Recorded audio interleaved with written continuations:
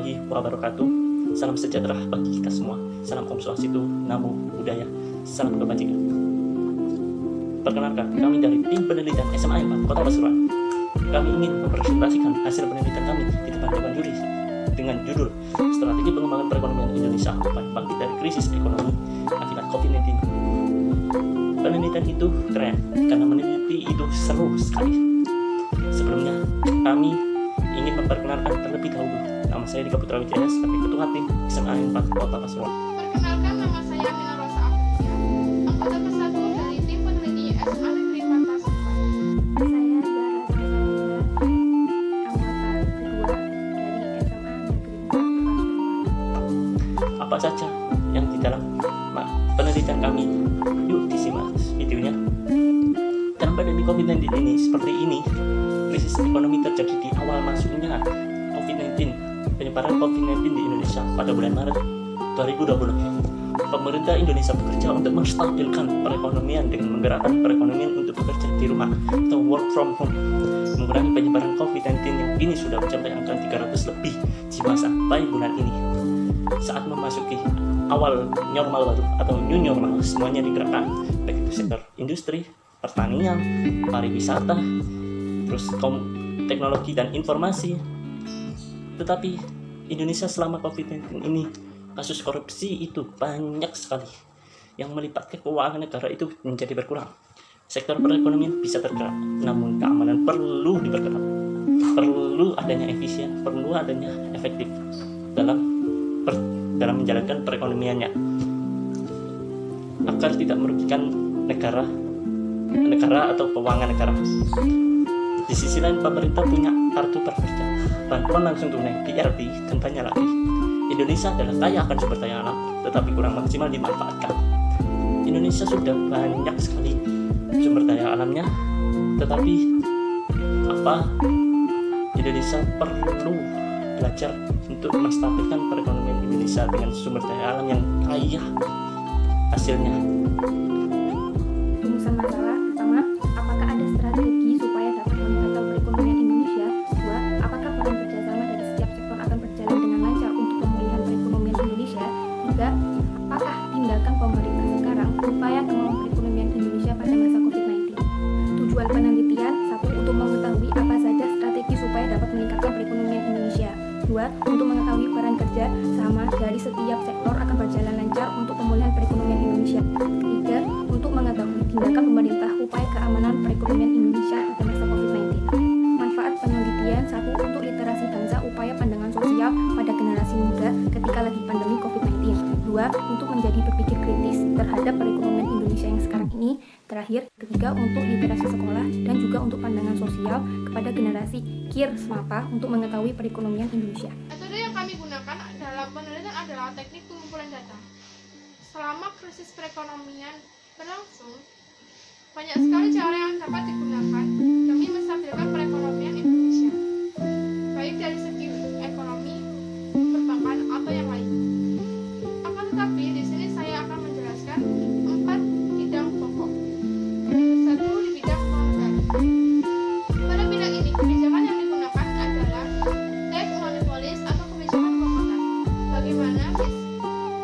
Bagaimana bisa kebijakan uang kotak menstabilkan perekonomian? Suku bunga yang terlalu ketat akan mematikan perekonomian Indonesia. Untuk itu, Bank Indonesia memiliki kebijakan yang bernama Inflation Targeting Framework, adalah kerangka kerja yang berjalan secara transparan dan konsisten untuk mencapai inflasi atau krisis beberapa tahun ke depan yang secara eksplisit ditetapkan dan diumumkan dengan penggunaan suku bunga sesuai sarana operasional. 2. Di bidang fiskal, kebijakan fiskal atau fiscal policy dengan tujuan yang pastinya untuk menstabilkan perekonomian Indonesia yang stabil serta mengurangi pengangguran, menekankan pengeluaran negara. Bagaimana caranya? Hanya dengan 2 cara. 1. Eksplisit, yaitu penurunan tarif pajak. Dengan begitu, perekonomian Indonesia dapat stabil. Yang kedua adalah kontraktif, atau dengan cara meminimalisir pengeluaran dan meningkatkan pemasukan. Yang dengan caranya adalah meningkatkan tarif pajak. Yang ketiga, bidang pengelolaan usaha. Untuk meningkatkan perekonomian guna menstabilkan perekonomian dapat digunakan lebih menggalakkan kegiatan UMKM dengan kerjasama di berbagai sektor. Dapat juga melakukan kegiatan dengan ekspor demi meningkatkan pemasukan negara atau yang disebut dengan devisa. Yang keempat, di bidang perbankan, memperbaiki kelemahan dengan cara rekonstruksi perbankan dengan tujuan mengatasi masalah perekonomian dan perekonomian yang akan datang. Akan tetapi, pada pandemi seperti ini, tak hanya perekonomian Indonesia yang melemah, tetapi juga beberapa negara.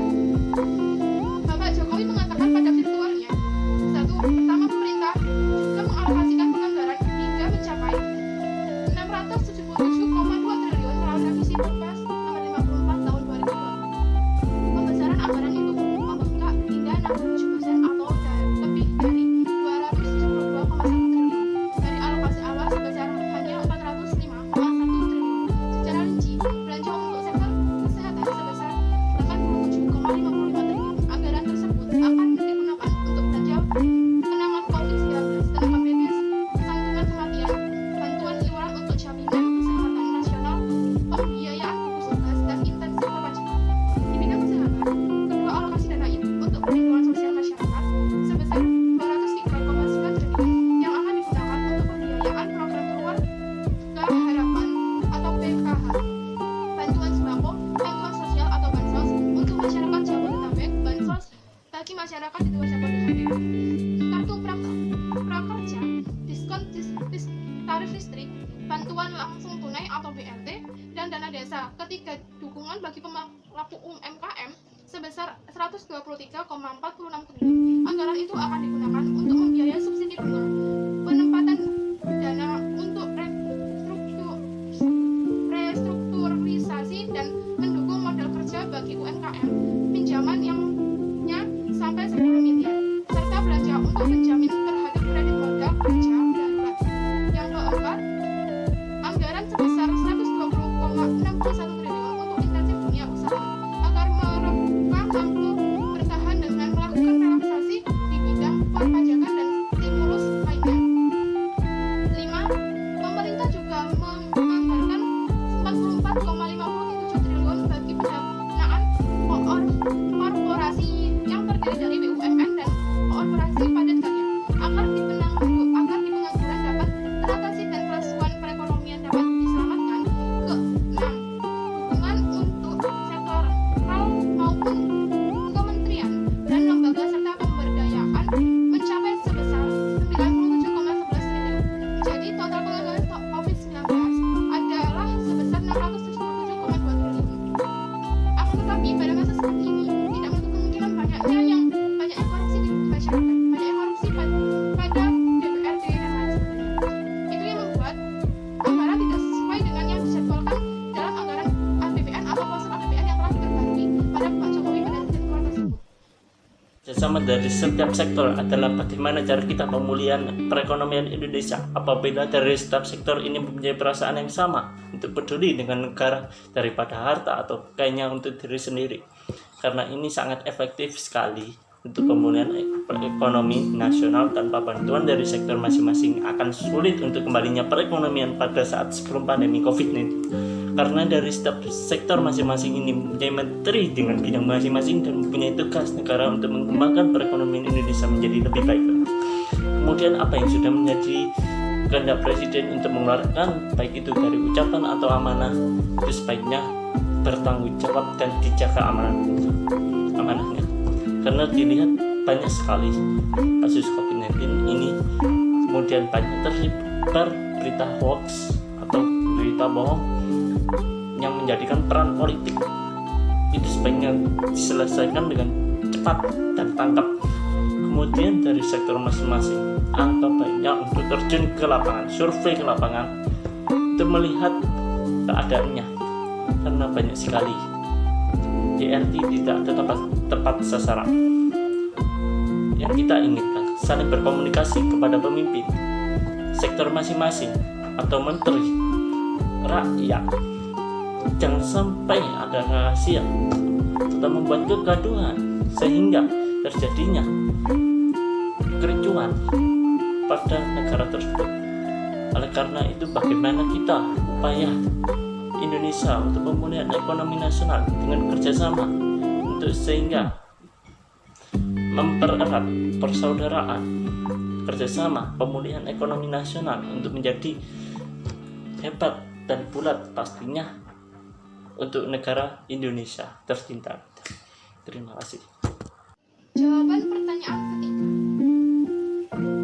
Tindakan yang diperlukan pemerintah adalah mengawasi pergerakan di sektor keuangan yang seringkali terjadi korupsi, seperti nota keuangan pada peredaran uang yang begitu dikeluarkan untuk memenuhi kebutuhan hidup sehari-hari. Peredaran uang secara langsung, baik itu di sektor industri, baik seringkali terjadi penggelapan uang yang begitu besar dengan sengaja untuk menggantikan atau mengurangi jumlah uang untuk penggelapan, dan biasanya motif pelakunya adalah terpancing dengan uang atau kekayaan, sehingga seseorang yang korupsi tadi tanpa perlu berpikir khawatir nantinya karena hukuman di Indonesia masih tergolong rendah atau labil. Sebaiknya itu perlu ditegaskan kembali hukumnya. Dan apabila ada pejabat yang korupsi, baik itu diri sendiri yang menjabat atau saudara kita sebagai waris, sebaiknya kita perlu adanya keadilan sosial bagi seluruh rakyat Indonesia tanpa perlu membeda-bedakan baik itu jabatan maupun kekuasaan. Tetapi di sisi lain harus ada hukuman yang setimpal dengan yang lainnya dan harus bertanggung jawab yang ditipukan dan cara.